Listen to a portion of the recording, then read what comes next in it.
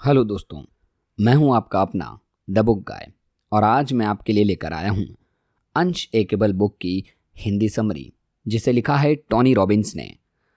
दोस्तों, हमारे पेरेंट्स बचपन में ही हमें प्राइमरी स्कूल में डाल देते हैं। उसके बाद प्राइमरी, सेकेंडरी, हाई स्कूल और कॉलेज कंप्लीट करने के बाद जब बात पैसे कमाने की आती है तब हमको ये रियलाइज़ होता है कि 18 साल पढ़ाई करने के बाद भी हमने पैसों से रिलेटेड कुछ भी नहीं सीखा। इसी गलती की वजह से हमें पूरी लाइफ पैसों के लिए काम करना पड़ता है। इतना ही नहीं बल्कि पूरे लाइफ काम करने के बावजूद भी हम बहुत ही कम पैसे सेव कर पाते हैं।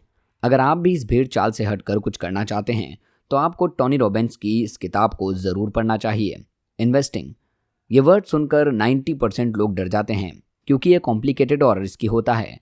लेकिन असल में सच तो ये है कि हमारे एजुकेशन सिस्टम में इसके बारे में पढ़ाया ही नहीं जाता। हम ग्रेजुएशन कर लेते हैं, इसके बाद भी हमें इन्वेस्टमेंट के बारे में बिल्कुल भी नॉलेज नहीं होती है।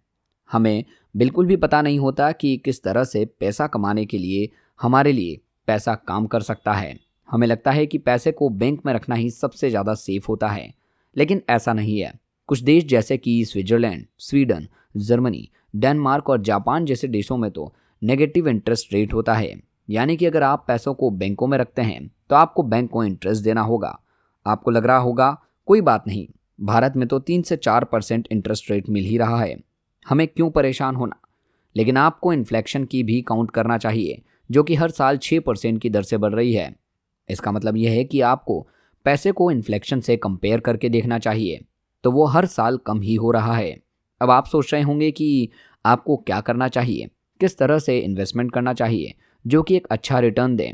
इन सभी का जवाब आपको अनशेकेबल के माध्यम से मिलने वाला है।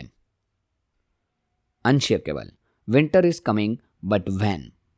ताजा स्टडी के मुताबिक 60% लोग फाइनेंशियल मार्केट में अपने ट्रस्ट को लूज कर जा रहे हैं।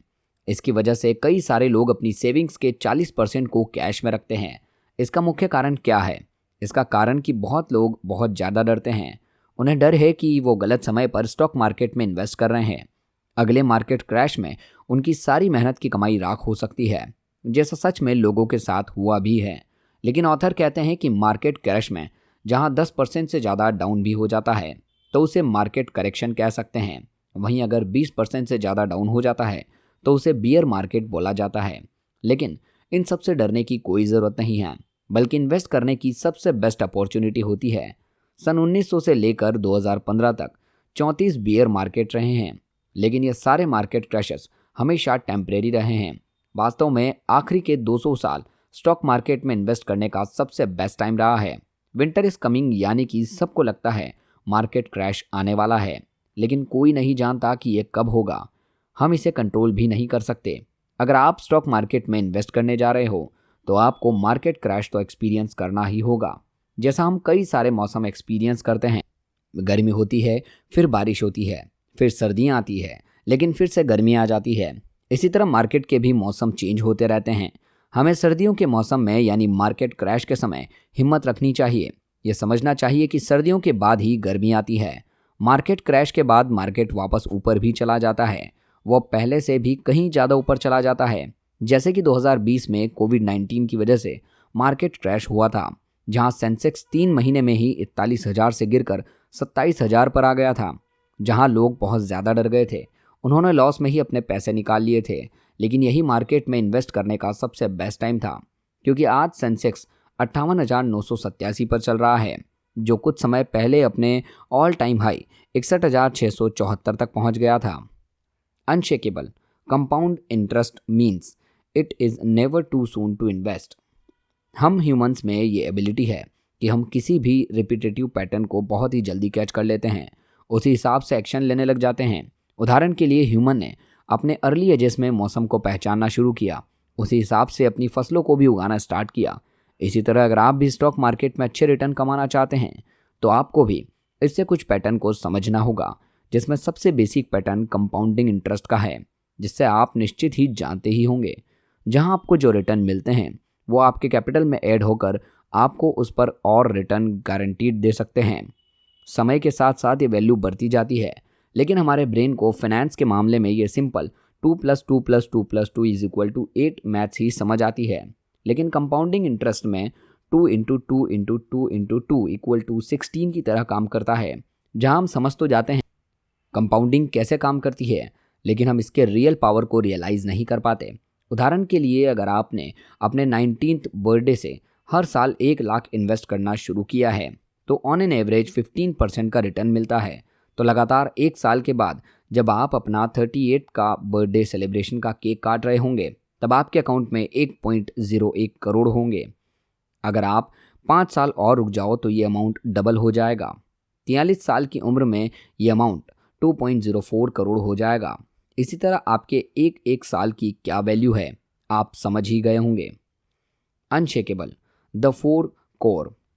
जल्दी स्टार्ट करना अच्छी बात है, लेकिन कहाँ इन्वेस्ट करना चाहिए, कहाँ नहीं, ये बड़ा सवाल है, जिसके लिए सभी एक्सपर्ट्स और great investors in 4 core principle को फॉलो करते हैं। Unshakeable, don't lose. इस सदी के ग्रेटेस्ट इन्वेस्टर वॉरेन बफे के इन्वेस्टिंग से रिलेटेड सिर्फ 2 रूल्स हैं जिसे वो खुद फॉलो करते हैं। पहला रूल है नेवर लूज योर मनी, दूसरा रूल है never forget the rule number 1।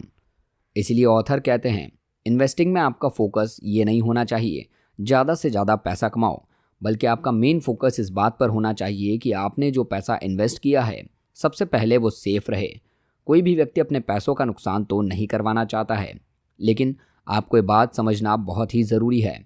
जब आप स्टॉक मार्केट में पैसा लगाते हैं तो आपके पैसे डूबने का रिस्क तो होता ही है, लेकिन थोड़ा ही हो, लेकिन होता है। अगर आपके पास बेसिक नॉलेज नहीं है तो ये रिस्क और भी ज़्यादा बढ़ जाता है। मान लो आप 1000 किसी कंपनी के स्टॉक में इन्वेस्ट करते हैं जिसका कोई फ्यूचर ही नहीं है, जिसका कुछ समय बाद 50% का लॉस हो गया, तो आपके 1000 सिर्फ 500 ही रह गए।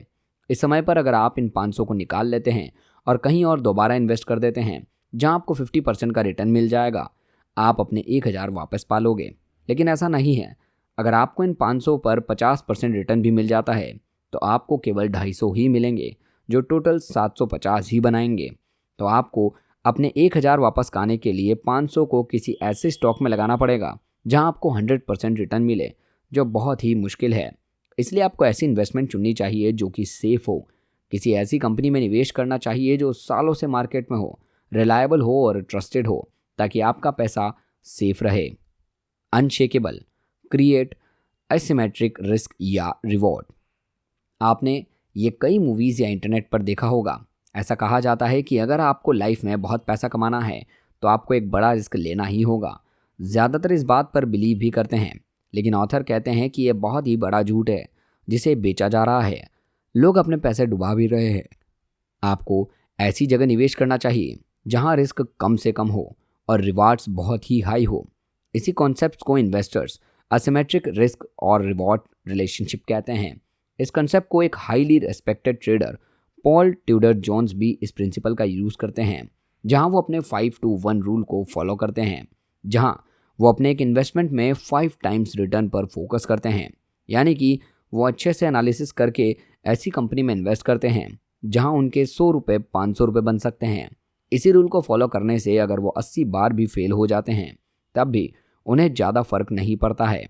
मान लो अगर वो 1000 की 5 इन्वेस्टमेंट करते हैं जहां उन्हें 1000 के 5000 बनने के चांसेस ज़्यादा हैं, जहां उनका टोटल 5000 के इन्वेस्टमेंट अमाउंट को सेफ रखने के लिए उन्हें 5 में से सिर्फ 1 बार ही सही होना होता है।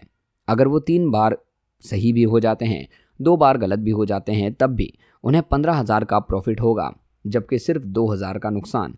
जहां हम देख सकते हैं कि जोन्स सक्सेसफुली सिर्फ दूसरे रूल को ध्यान में रखकर इन्वेस्टमेंट कर रहे हैं, जहां वो मार्केट को अनप्रिडिक्टेबल नेचर के फ़ायदे उठाकर कम से कम रिस्क लेकर ज़्यादा से ज़्यादा रिवॉर्ड ले पा रहे हैं, अपने पैसे को भी सेफ रख रहे हैं।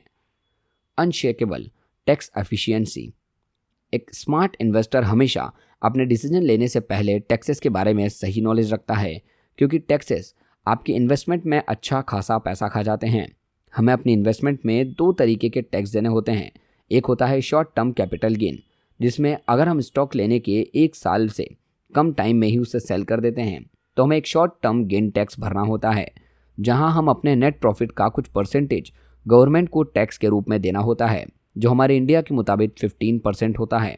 दूसरा होता है long term capital gain tax, जहां अगर हम अपने स्टॉक को 1 साल से ज़्यादा समय तक होल्ड करके रखते हैं तो हमें अपने नेट प्रॉफिट पर एक long term capital gain tax को पे करना होता है, जो यूजुअली 0 से 10% के बीच में होता है। इस स्टॉक इन्वेस्टिंग से कई तरह के हिडन चार्जेस भी छुपे होते हैं जो आपके पैसे को कम करने जाते हैं। हमें पता भी नहीं चलता, इसलिए कभी भी इन्वेस्टमेंट करने से पहले हमें सभी फीस और टैक्सेस को कंसीडर करना चाहिए। जैसे कई लोग म्यूचुअल फंड में भी इन्वेस्ट करते हैं, जहां इस फंड को मैनेज करने के लिए आपसे फीस ली जाती है, जिसके बारे में कई लोगों को पता भी नहीं होता है। साथ ही आपको टैक्स अलग देना होता है।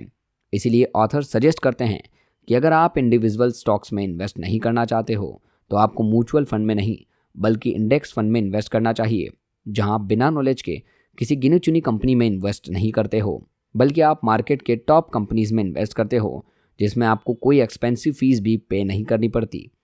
Unshakeable diversification, the core for का लास्ट प्रिंसिपल आपको मार्केट क्राइसिस और चेंजिंग ट्रेंड से भी सेफ रखता है।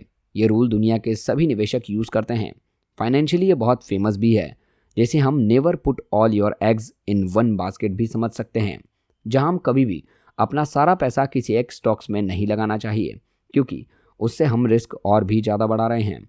अगर वो कंपनी डूब जाती है तो हमारे सारे पैसे डूब जाएंगे। इसलिए इससे बचने के लिए हमें अपनी इन्वेस्टमेंट को डाइवर्सिफाई रखना चाहिए, जिसके लिए ऑथर हमें 4 तरीके बताते हैं। पहला, different asset class. Stock market में इन्वेस्टमेंट करने के अलावा कई सारे ऑप्शंस हैं, जैसे रियल एस्टेट, बॉन्ड, गोल्ड और अब तो क्रिप्टो भी आ गया है। तो आप अपने पैसों को अलग अलग एसेट क्लास में डिवाइड करो। दूसरा, विद इन एसेट क्लास। एक ही एसेट क्लास में आप अपनी इन्वेस्टमेंट को डाइवर्सिफाई कर सकते हो। जैसे स्टॉक में सिर्फ रिलायंस के शेयर लेने के बजाय आप टाटा के भी शेयर ले सकते हो। आईटीसी, एशियन पेंट्स, एचडीएफसी, अलग अलग इंडस्ट्रीज की कंपनी के अलग अलग स्टॉक्स में इन्वेस्ट करके आप अपने पोर्टफोलियो को प्रोटेक्ट कर सकते हो। तीसरा, countries and currencies. Stock market सिर्फ इंडिया में ही नहीं बल्कि दुनिया भर में कहीं भी इन्वेस्ट कर सकते हैं। जैसे आपने यूएस स्टॉक मार्केट में भी इन्वेस्ट कर रखा है। मान लीजिए अगर आपने इंडिया में कुछ प्रॉब्लम आ जाती है जिससे इंडियन स्टॉक मार्केट डाउन चली जाती है, जिसका ग्लोबली कोई इफेक्ट नहीं है, तो इससे आपकी इन्वेस्टमेंट सेफ रह सकती है। साथ ही आपको यूएस डॉलर और इंडियन रुपी के डिफरेंस का भी फ़ायदा मिलेगा, क्योंकि डॉलर की वैल्यू हमेशा इंडियन रुपीस से बढ़ती ही रहती है। चौथा, अक्रॉस टाइम। यहाँ आप टाइम के अकॉर्डिंग भी अपनी इन्वेस्टमेंट को इंक्रीज़ करते जाते हैं। जब आपको टाइम सही लगता है, जैसे किसी मार्केट क्रैश में किसी कंपनी के स्टॉक सस्ते में मिल रहे हों, तो आप उस टाइम का यूज़ करके ज़्यादा से ज़्यादा इन्वेस्टमेंट कर सकते हो और आगे जाकर आपको बहुत ही ज़्यादा फ़ायदा होगा।